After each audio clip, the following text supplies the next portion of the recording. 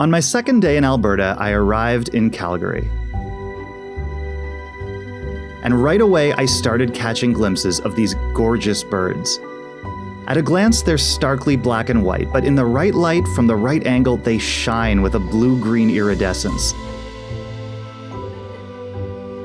They look like they belonged in the tropics, not the prairies, which is apparently an embarrassingly common reaction.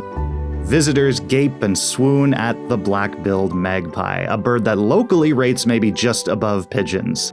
Loud, ravenous, annoying, overabundant pigeons. But I still wanted to leave Calgary with footage of the magpie and their unexpected iridescence, and the more I saw of them, the more I liked them. So today I want to change some minds on this poor bird because they are pretty extraordinary. Let's start with why they're maligned in the first place. It goes back a long way, but it seems to originate in Western European Christian culture. Roman and Greek mythology love magpies. Today they're good luck in much of the world. But Western Europe railroaded them. They interpreted every quality of the magpie as a condemnation.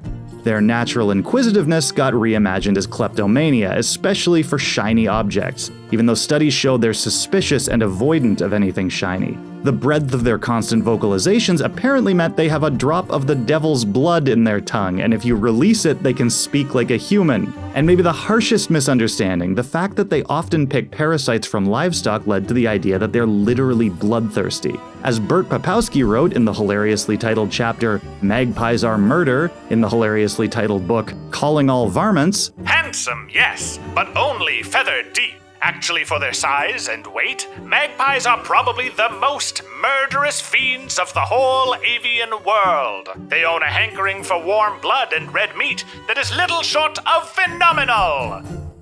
For the record, no, they do not. They'll feed on carrion, but not, as some people honestly insisted, swarm and devour cows whole.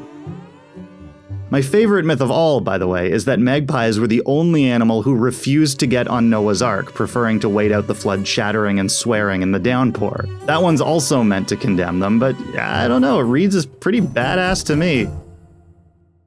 But it's not just about what magpies are not. What they are doesn't get nearly enough credit, which is one of the most intelligent animals in the world. For example, they're the only bird to pass the mirror test. A colored dot is placed on their necks, then they are placed in front of a mirror. The magpies try to remove the dots. They understand it's them in the reflection.